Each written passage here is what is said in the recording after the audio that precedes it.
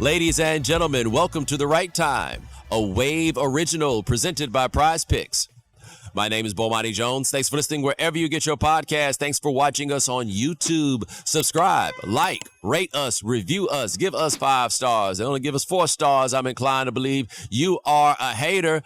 It is Foxworth Friday, live from the American Cornhole League, set up at the Super Bowl Experience. Domonique Foxworth, what's going on? Chilling, man. I'm happy to be here. Hey, man, you got your cornhole, you got a cornhole situation? I mean, as I was aging out of the league was when they started putting them in the locker room. So, like, I'm understanding the rules. I'm capable of playing it, but I ain't played it since. All right, so my brother has a cornhole set up at his crib, and I'll go over there, and it's a little disheartening because he's really into it, and I just come over there every now and then and flick the cornhole thing. Like I'm not really competing, right? I'm trying to do it. So before we got started, and this is not something that you yourself have to be concerned with because you exist in a different demographic. So before we got started, they like to get video, little social stuff, for them. And they're like, they want to get some videos of you tossing the cornhole bags. And I'm like, I sure hope I look athletic. I do not. I can't. I don't know if I did. I tried to use the proper cornhole technique and do it with a backhand or whatever. I need to go check that film because I will LeBron James that shit so fast. It's ridiculous. No, all they got to do is don't record the target. Record me and then record the target separate. Let's edit this thing, baby. Well, I'm less concerned with the result than I am with the look, the form. The problem is we don't have, so sometimes things happen and we have to retire a certain phrase or idiom, but we don't necessarily replace it with anything else. And so you're left with, I got it for you. You throw like a European. There we go. I don't know how much better. No. It's much better. Because I'll tell you why it's much better. Because this is something that's incredibly American, is throwing sports. Yes. And so when I went to business school, there's a lot of eye-opening moments for me. The business school is it's probably 50-50 American and international people. And so I'm teaching them about football because they don't know anything about it.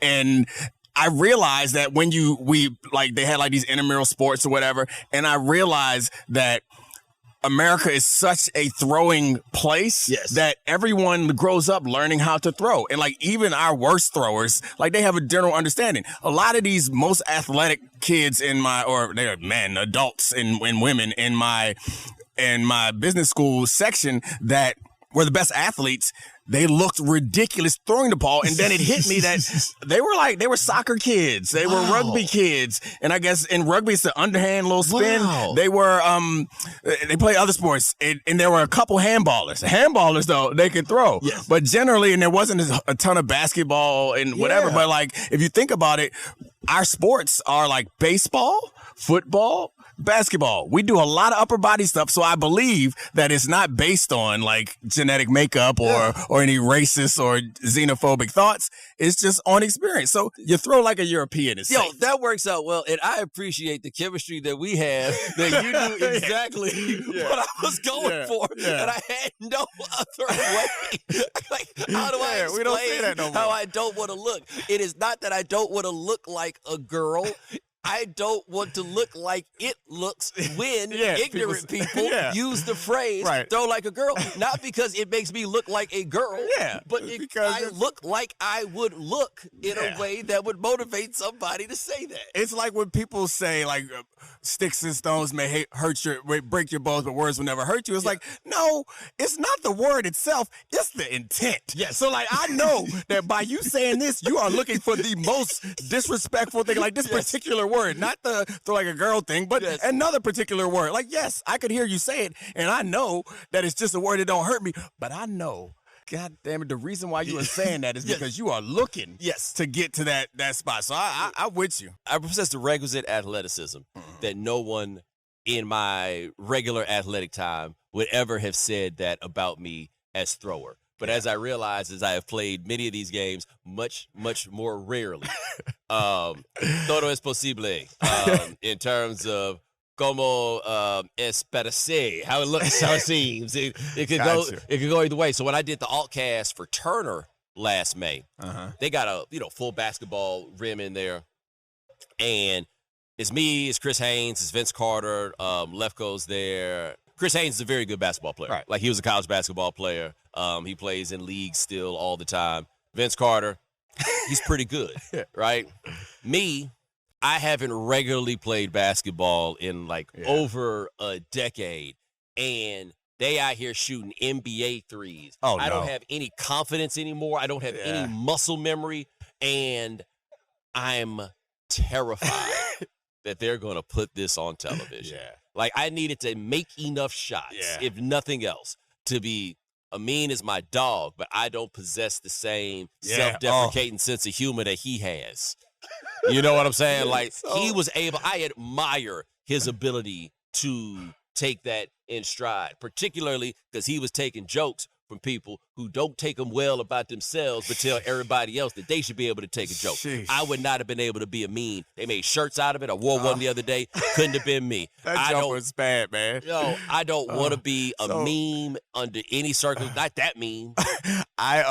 It's funny that you brought up a meme because I was thinking that I was going to give you some solace in the fact that if you were at the basketball, altcast, shooting poorly, that's really hard to then sit down and maintain your basketball credibility. Yes. But, if you throw a bad cornhole, I mean, what are you going to say? You know what I mean? Like, you can't break down the latest cornhole championship. Like, you're safe there. But then you brought up Amin, and I was like, yeah, Amin actually does talk about basketball on a regular basis while shooting sideways jumpers. Yo, man, it was very important to me, especially since I was spending a significant part of that outcast being frustrated with Karl Anthony Towns.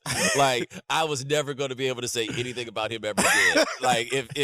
That was my fear. I didn't want that, and I really didn't want that with Cornhole. But anyway, thank you to the American Cornhole League for taking care of us. We here set up. They got the stuff for the Cornhole Championship that's around here. It's a cool little setup. We're at the Super Bowl experience. We're here before everybody else. I'm going to tell you what for me is the best part of the Super Bowl experience. We are here in New Orleans. And Domonique, I'm going to be honest with you. I be finding reasons at restaurants and everything else, any reason to make that black woman keep talking. Oh, my God. And any reason I'm asking nonsensical questions. I'm just out here. And look, they be flirting with you so much here. It's ridiculous. So I went to breakfast. I was with my buddy Aaron Nagler and Cheesehead TV. We were sitting at the counter, and she had her waitress. We were at the counter, but we had different waitresses.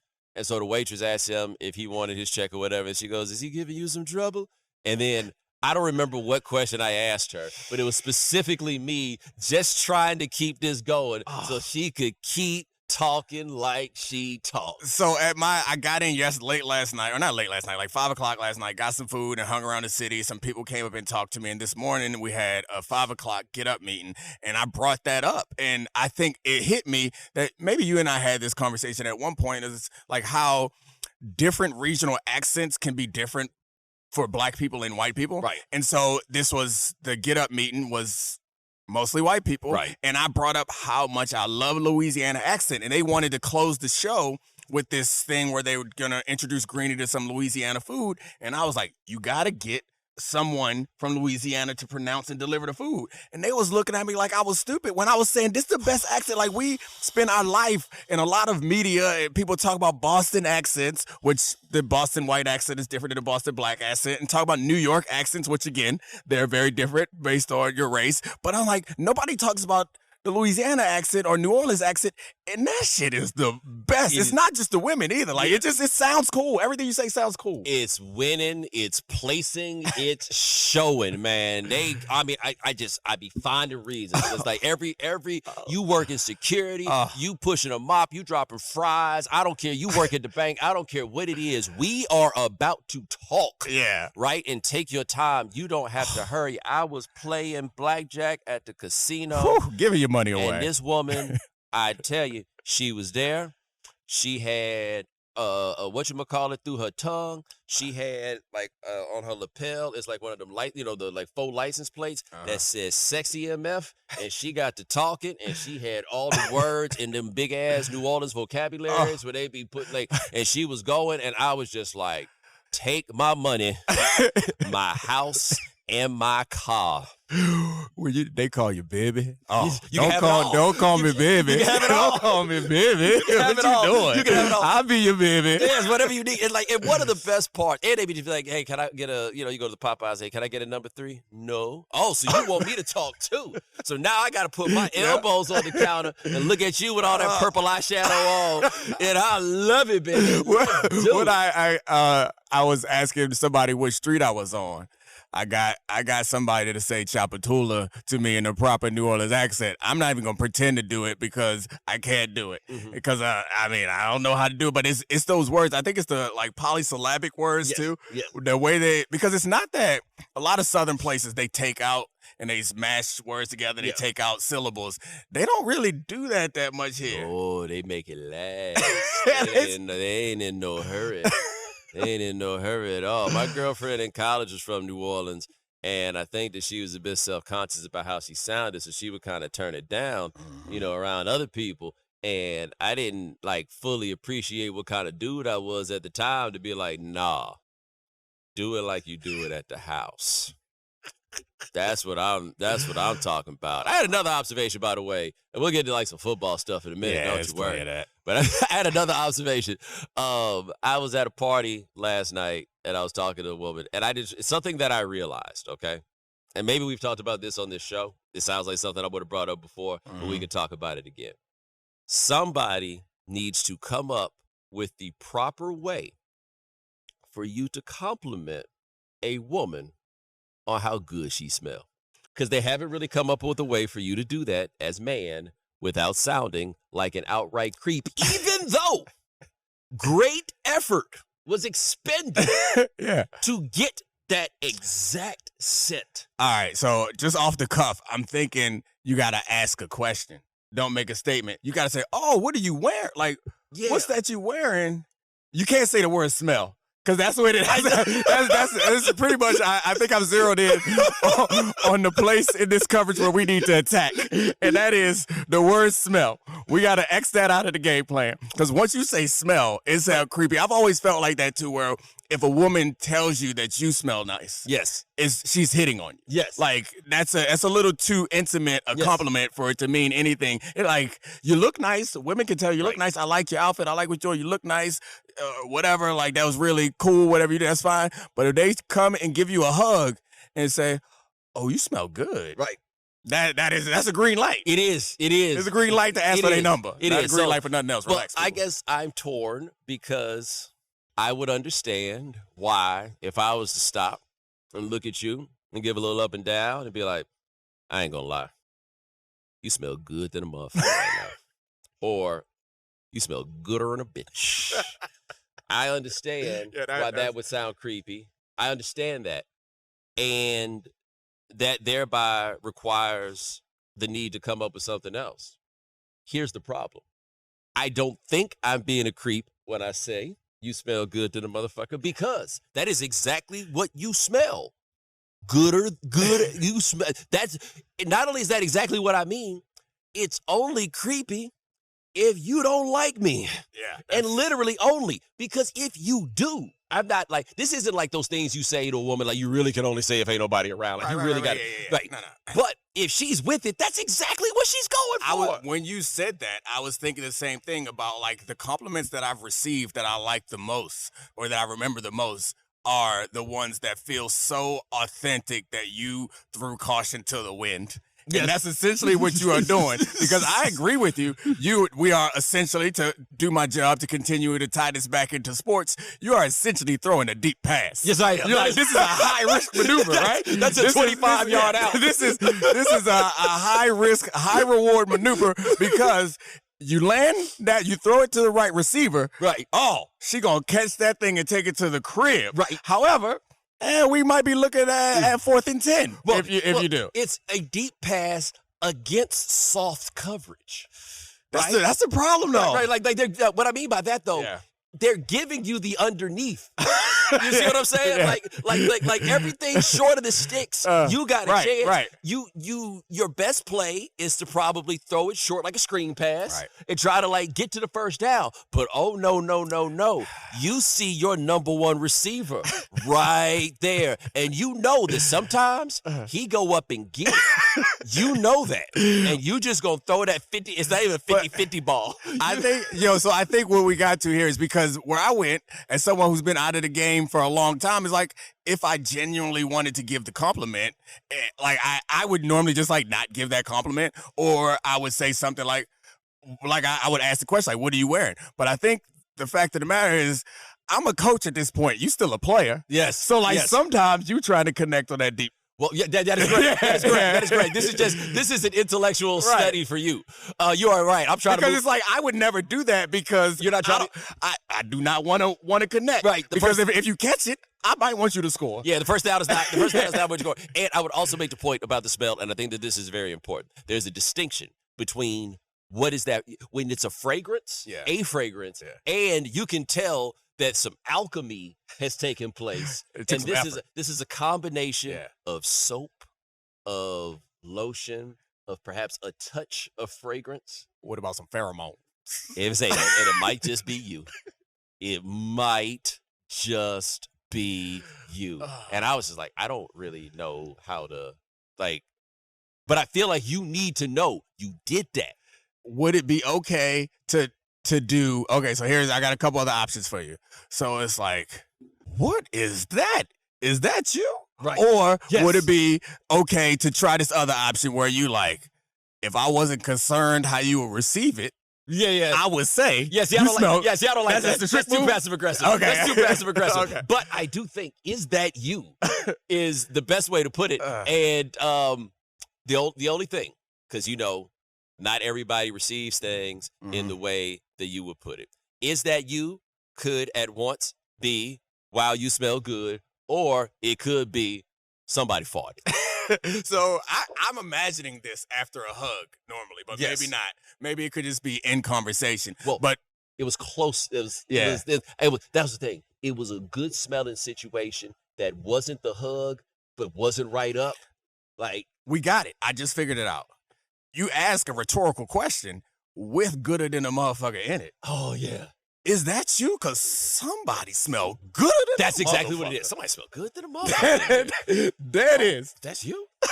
And they just you did that. And you know what? And here's the key. You did that. And then you got to walk away. Yeah. You don't want to hang around at that point. That's something that I try to teach to a lot of guys who are younger than me and also just had less confidence is like, what you do is generally is show, and this is probably women will probably appreciate this also, is show that you are interested. Yes. Then disappear. Because you don't want to show that you're interested and keep pressing because maybe they're not interested. Correct. You show some interest. You give them an obscure compliment that normally works, where it's like, you look nice and then walk away. You find something like, I don't know, something intricate that shows that you actually are caring and you're not just a percentage shooter. And then you go mind your business. Yes. And she knows I will then come back over at some point and say, oh, I'm about to leave. I just wanted to say bye to you. That's your sign. You made a great point, though, in talking about yourself. And it even applies to a degree to the single man, I believe. If that connects. Oh, yeah. We got to run the tush push after this. Once you taking it down to the one. Yeah, we on the one. Like we gotta, the expectation is that you taking this home, right? It's the profanity. I think that if we enter this conversation at this point and you respond favorably to this. No, that is actually a great point. If you offer a woman a compliment that is anchored with some measure of profanity. And by the way, when it works, it works. Yeah. What was that dude? What was his name? Fetty Wap. Remember when Fetty Wap had that song? That I seen your pretty ass when you walked in the door. Look at your pretty ass. Hey. Yeah. Now I because I trust you, we're gonna step into a little place. I know you'll guide us out of it if it's too dangerous, but we step into a little place where there's some things about relationships and about us that feel like they have not changed. Yeah. And been my experience where confidence and strength has always felt rewarded. And I Yes. think that's what comes with that is like, girl. Yeah. And like, you don't mean it disrespectfully, but it's like, hey, this is what it is. Here's what it is. It sounds like you mean it. Yeah. I could not come up with anything else but the truth. I could not summon anything flowery. Yeah. I couldn't come up with no game. All I had for you was this 100% USDA real. It's like, I mean, it is also, it's like when Saquon did a backwards hurdle. Yes. I did not say, look at the dexterity and the athleticism, the way that he set this up. You know what I said? I said, God damn. Yeah, The fuck? Right. It's like these are my responses. It's like, excuse me, ma'am, you are old factory goodness. No. That is not. that is not, it's literally the same thing, but it is not expressed the same thing as. It is not. By the way, guys, we're having a great time in New Orleans. I just want to make sure that everybody here understood we are having a great time in New Orleans. Absolutely, we got baby. Super Bowl coming up. I have not asked you who you got in the Super Bowl. I'm being basic about this. And my options are pick Mahomes or against him. Yeah. And when you put it like that. Yeah, I think, I've picked both teams on different outlets. You didn't. I don't know.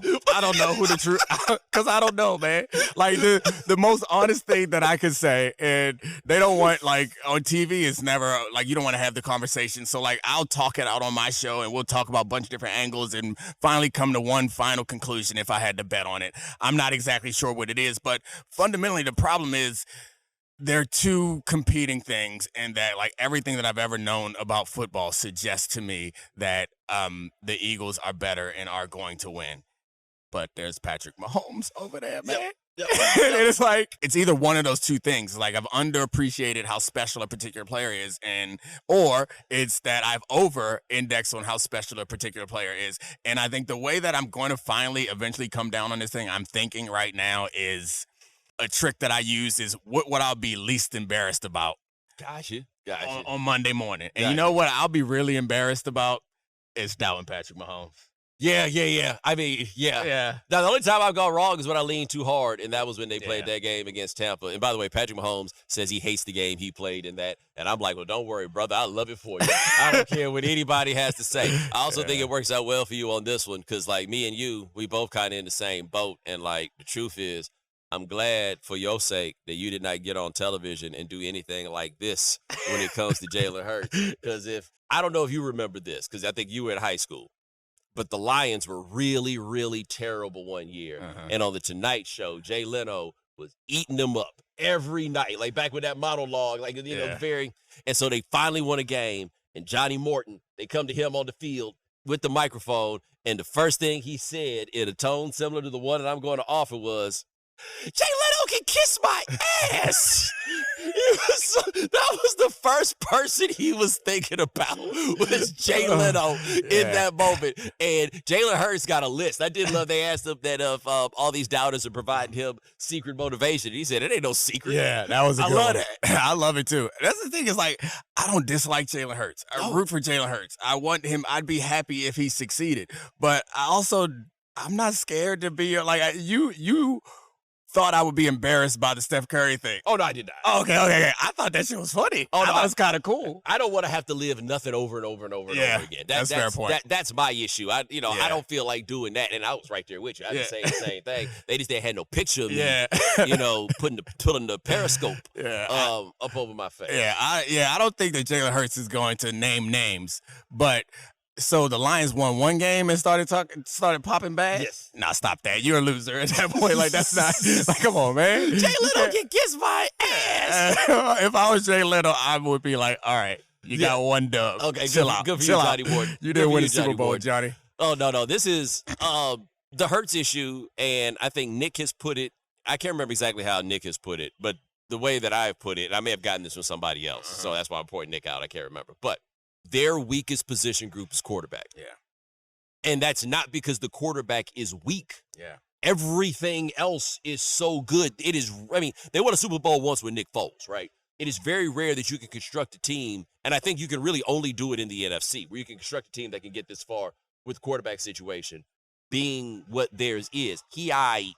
Right? He has things that he does, but It's his partners that be complaining about him and then act like we the ones that did it. Yeah, I don't want to overhype Howie Roseman, but you bringing up the Foles Super Bowl just reminded me also that he almost won Carson Wentz MVP. He did. And then he went and won a Super Bowl without Carson Wentz, and then he's constructed this roster with a quarterback who's been a couple different places and has created a situation there that, like, I tend to be the guy to give the credit to the players, and all the players deserve it. But what they're doing there is pretty impressive. And to your point, like, I understand why Jalen Hurts experiences this as like some criticism, but like I think objectively you have to look at what they've accomplished and what he's done, and have to understand that, to your point or Nick's point or somebody's point, he happens to not be the strongest player on that offense, which is an offense that is incredibly loaded. And the way that they choose to play these games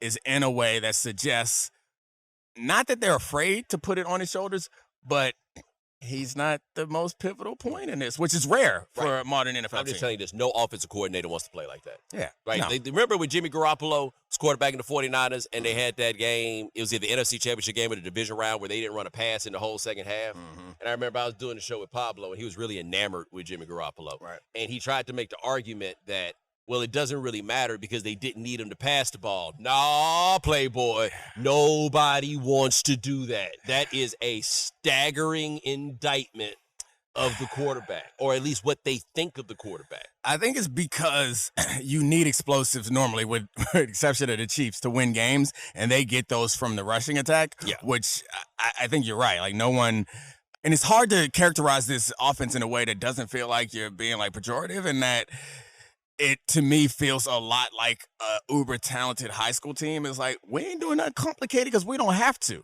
Yes. But, like, nobody got into this and spend all their hours at the facility making plans so that they can go out there and the, like, sexiest thing they do is pull the tackles. Yes. Like, I, to your point, yeah. But at this point in the season, like, we going to win. We're going to do what we have to do to win. And I think, actually, counterintuitively, they're going to have to be aggressive in the air early in this game on early downs. I would do that if I were them. All right, we're going to talk some more about this game right here on The Right Time. Thanks to the American Cornhole League. We are at the Super Bowl experience in New Orleans. The NBA is in full swing, and the big game is right around the corner, which means you could turn $10 into $1,000 in a single game watching your favorite teams only on Prize Picks. You can make a Prize Picks lineup between the NFL and the NBA in as little as 60 seconds. Sign up today and get $50 instantly when you play $5. You don't even need to win to receive the $50 bonus. It's guaranteed. Quick withdrawals, easy gameplay, and an enormous selection of players and stat types are what make Prize Picks the #1 fantasy sports app. But rather than hearing it from me, let's hear from an expert picker. Sean, how the picks been going? You know, I believe I'm an expert in losing, but I will say this past month I had one correct pick if you were listening to our most recent Friday episode. But, I'm excited with the NBA heating up and the NFL reaching its apex with the big game that I can pick between both leagues and using the flex play. You know, I can still cash out if my lineup isn't perfect. And as always, make sure you stick around for the end of the show to hear my upcoming picks. And if you know me, you know I'm always picking more. And there you go. Make sure you go to prizepicks.com/Bomani and use code Bomani for a first deposit match up to $100. That's prizepicks.com/Bomani. Prize Picks, daily fantasy sports made easy. Finding the perfect gift can be tough, especially one that won't end up in the back of a closet. With Valentine's Day right around the corner, give the gift of planning an unforgettable experience with Viator. Sean, what kind of Valentine's Day plans do you have? You know, for me, the best gift my partner always wants is a quick weekend getaway. So I'll be heading over to Santa Barbara later this month for a fun trip, and I'm really excited to use Viator when I'm out there. As you know, you can book guided tours, activities, excursions, and more. Viator has over 300,000 travel experiences to choose from, so it's easy to find something that everyone on your list will enjoy. Plus, they have real traveler reviews, so you can pick the perfect experience with confidence. And with free cancellation and 24/7 customer support, you can gift worry-free, knowing that plans can change, but great memories last forever. Whether it's a unique way to explore their own city or an adventure on their next trip, a Viator experience is a gift you won't regret. So, skip the predictable presents and make this holiday one to remember with Viator. Download the Viator app and use code Viator10 for 10% off your first booking in the app. Find travel experiences for you. Do more with Viator. All right, so I mentioned a little earlier, Domonique, that the last time I did that, I'm just picking them because they got Mahomes. The Chiefs got mollywhopped. I want to say it was 31-9 because they had them like the clumps out there on the offensive line as opposed to actual NFL blockers, and that didn't go so well, right? I am doing this again. Yeah. I think the Chiefs' defense, we're talking about something pretty dope over there. Yeah. The offense is interesting, right? We got like the ghost of DeAndre Hopkins, Broward County Brown. I don't always feel like Hollywood sometimes is doing the most, you know.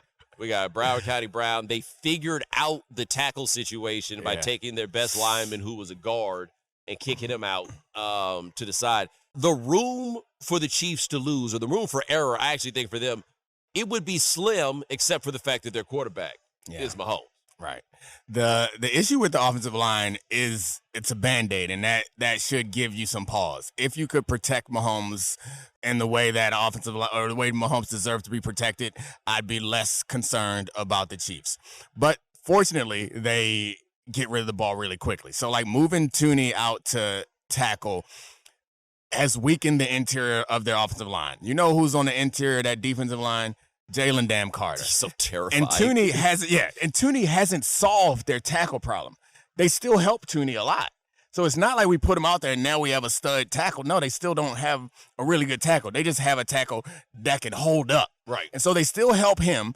And they might need to help Jalen Carter since they're probably going to move him over the spot where Tooney, that would be my guess, they put him over the spot where Tooney is left and let him eat this guy alive, and they'll double in to help him and break him down in other ways. So that's the thing that's scary. But I will say this, the Chiefs, because they've been dealing with this tackle issue all season, like they've developed an offense that gets rid of the ball really quickly. So they might neutralize Jalen Carter in some ways, and Nolan Smith in some ways. They're good pass rushers because they're so accustomed to getting the ball out and trusting Patrick Mahomes to make really quick, really smart decisions. I think this is going to be a very good game. Yeah. Like, I don't think we are leaning in enough on that idea. This is a game that I feel like could be a continuation of something that proves to be like a legitimate rivalry. Like the last time they played this game, it was really, really close. You know, like it wasn't like it was a blowout in any way. Like with as good as the Eagles are and as many young dudes as they have, and the Chiefs quietly got a lot, especially on defense, got a lot of young dudes that are doing this.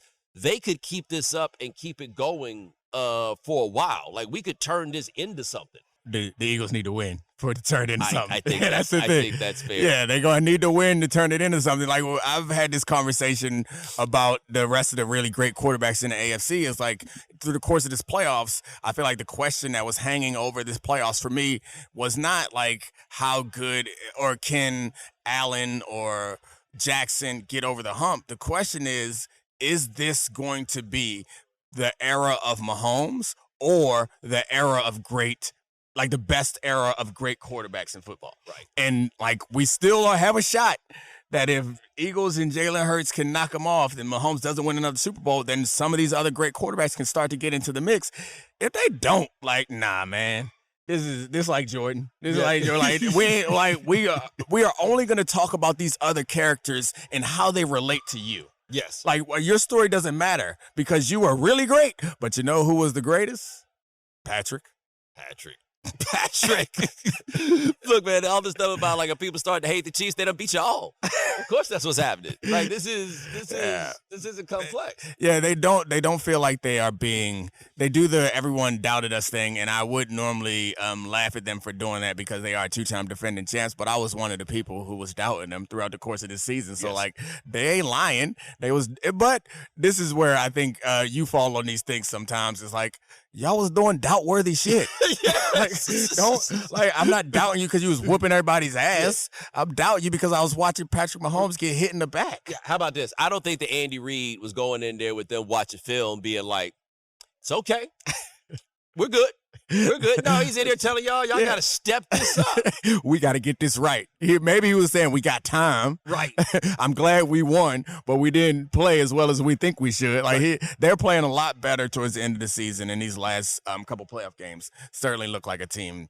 Like, obviously, I'm not talking the same way I was talking in midseason. Yes. Yeah, I don't know. I might pick the Eagles tomorrow, but I picked the Chiefs this morning. I hate this. We're recording during the NBA trade deadline. Well, I guess it's cool because then that allows us to lock in because we can't, get in on the other stuff. Myles Garrett decided to ask for a trade. And, hey, man, we all got, like Rod says, I, too, have dreams. No, I, too would like these things. He's like, he put out that demand and the Browns are like, yeah, cool. Yeah. Duly noted. Like you hand somebody a piece of paper and they take it and they put it in the file cabinet. Yeah. Shut it right in front of you. Yeah, and it's a reminder that football is not basketball. Yeah. You can't, just because you demand a trade doesn't mean that you're going to get it. And it certainly doesn't mean you're going to go where you want to go. The interesting thing about this trade is it's essentially asking the Browns a public question. Do you think you're close enough? Right. We made the playoffs last year. With Joe Flacco playing a lot of quarterback, we had a disastrous season this year. But do you think you're close enough? Because if you think you're close enough and that you can fill in the gaps to get there, then you don't send one of the best defenders in the league away. If you don't think you're close enough, then you use this as an opportunity to stockpile and start the rebuild. Right. Yeah, and so they'll answer that question in short order, I'm sure. Well, he's been here.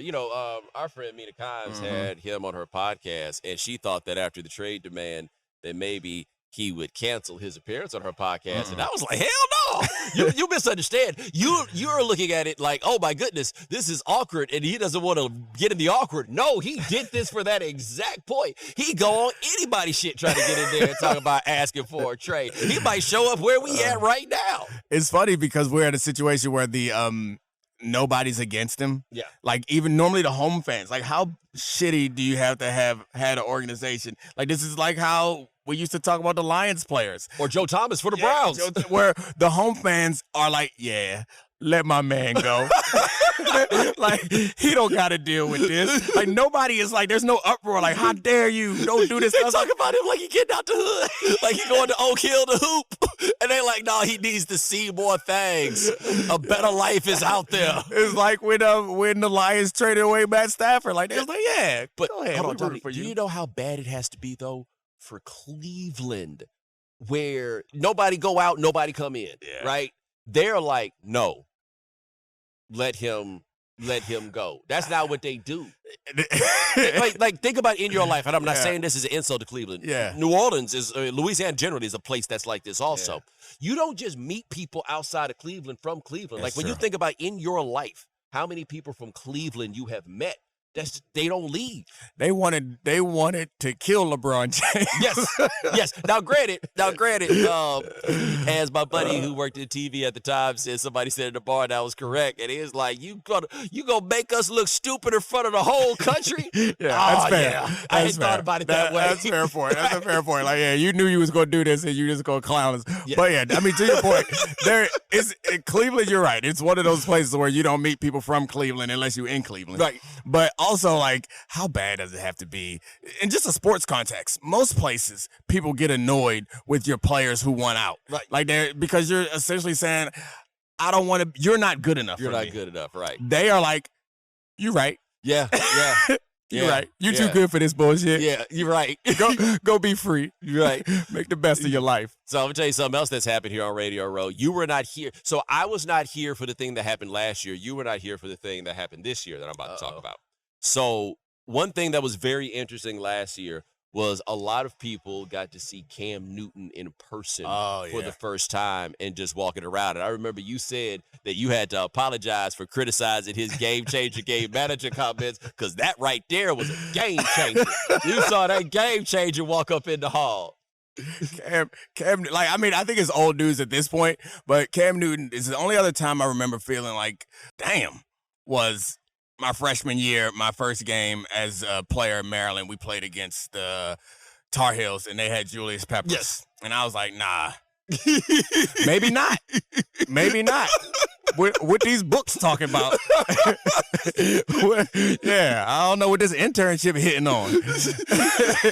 But yeah, I saw Cam Newton in Radio Row last year with that hat on. I don't know which hat it was, but it was some hat and blocking out the sun. Yes. And I heard so many people say that they had to adjust where they was coming from when they got to look at him. The opposite happened yesterday. Jalen Daniels pulled up. And I was a little surprised at how much smaller he seemed. He's tall as hell though, right? Like 6'5", 6'4". He's pretty tall, right? He's just slim. But he's slimmer. He is slimmer than I thought. Our good buddy Charlie Kravitz had talked about this. He said that I was gonna have to put on for Jaden Daniels because I put on for the slim homies, right? Yeah. Like the shout out to the medium tall crew, like that's what. No, Jaden Daniels is definitely on our team. Juxtaposing him with Cam is a good one because while people talk about how big Cam is, it's a different kind of big. It's superhero big. Yes. It's not that he's not the biggest football player I've been around. Like, he's the height and weight of plenty of football players that I've been around. Right. But it's that his body is, like, his shoulders are like superhero size. Yes. It's like, nah, those shoulders don't belong on a people. And I haven't seen Jaden Daniels in person, but I'm guessing it's probably a similar thing where he probably seems slimmer. Yeah, slimmer. Like, you and I at this point are probably within 10, 15 pounds of each other. At this, by the way, they've been telling me, they've been seeing me around here, boy. Yeah. They've been noticing people like men, women, and children. You know what I'm saying? I love it. They've been seeing the work, and I do too. I have to admit, I do too. So,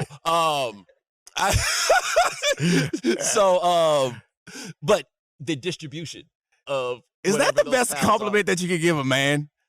Like, is it like physique compliments? Is it the best compliment you can give a man? Have you been working out? Is way high on the list. I last about May, I had to go to North Carolina for something, and one of my former students rents out my house. And I pulled up, and I got out the car. I hadn't seen him in a minute. He looked at me. He was like, "You been working out?" And I turned into my mom. You notice? Yes, I have been working out. Like, I 100% turned into that person. That's it. Yeah, it's a good one. I think the getting caught or getting that particular compliment is. I'm trying to think how it compares to the fragrance one, but I feel like it always feels like a little bit like you looking. Yeah. No matter what it comes about men or from men or women, it requires some sort of commitment. Yes. And like, you appreciate that I did that. Yes. The way that it happened. So my first year at Maryland, I got a part of a weight program for real. And after about 6 months came home. And my dad tried me. That was his way of giving me a compliment. Try to see if he could tussle with me the way that we used to. Threw that little man up into the wall. Hey, that's one of the young five fella. funniest moments. Hey, young fella, I'm gonna need you to relax. All right. The audible that you called in the middle of that sentence is a top time, right time moment.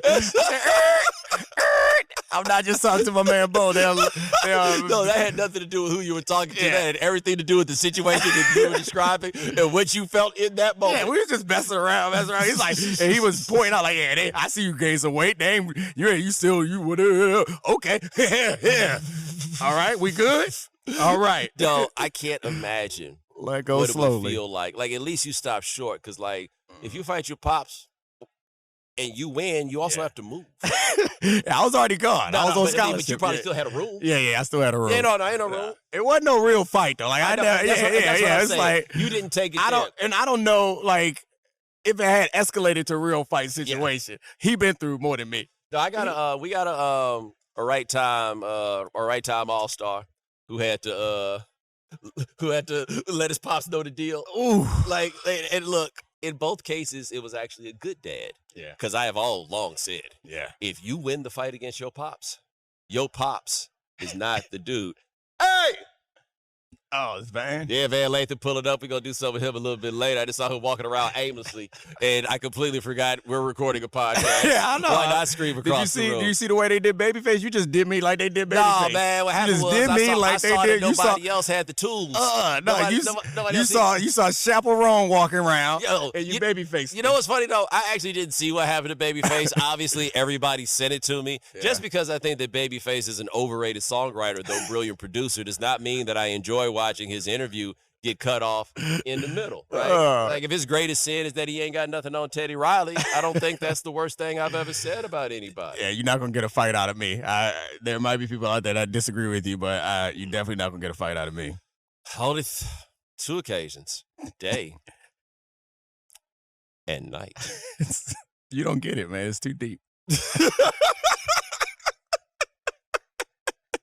You're right.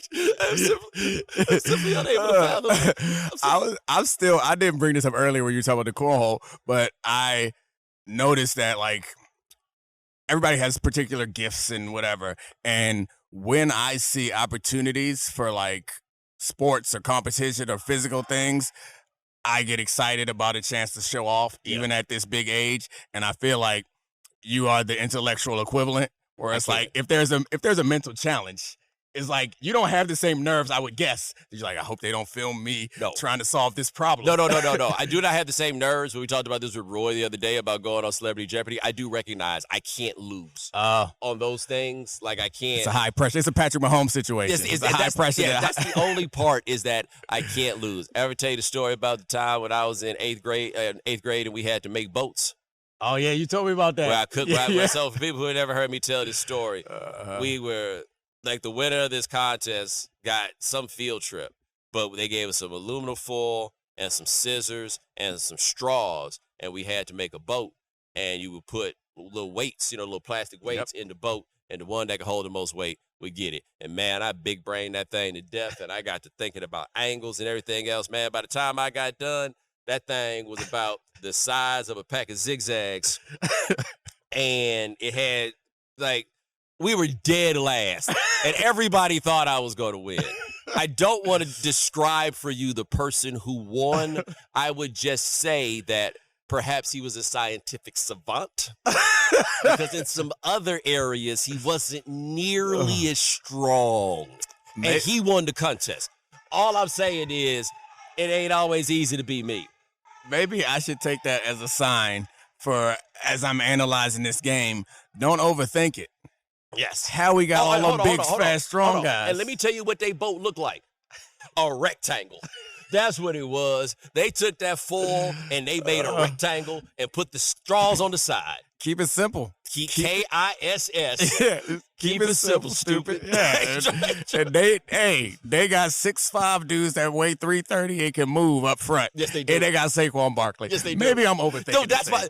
Honestly, the whole Makai Becton's your right guard thing. That's insane. It's the hardest thing for me to reconcile about this game. It's insane. He's a big tackle, and you got him at guard. Just plowing through. Like, could you imagine being a linebacker? It's like, I got to shed this? And it's not that Landon Dickerson is small. I got no choice. He's center. There's only one option, man. Just got to hit him in the nuts. That's all it's coming down to, man. Somebody that big come running at me. I don't care what the circumstance is. I don't really approve of this behavior, generally speaking. But worst come to worst, man. Just got to hit him in the nuts. Can't lose, man. It's the Super Bowl. Those are my only. All the other choices could be career ending. Like, I might be ending a career before it starts. But you got to hit the red button. Yeah, that's all I got. You got to hit the red button. Stakes is high. That is Domonique Foxworth. Check him out on the Domonique Foxworth Show, available where all 5 podcasts are given away for free. I appreciate you, my brother. The in-person show. We don't get to do that too much. It was great. All right, ladies and gentlemen, thanks so much for joining us here on The Right Time. We do this 3 times a week. Sean Hughes here handling everything behind the scenes. Thank you, sir. Remember, hit the voicemail line, 323-596-7767. We ain't done it in a while. Tell us about that time you tried to fight your pops. 323-596-7767. Don't lie about it either. Y'all be lying about this stuff. You know what happened. Remember, follow The Right Time. Subscribe, like, rate us, review us, give us 5 stars. You only give us 4 stars. I'm inclined to believe you are a hater. We'll talk to you guys in a couple of days. Take it easy.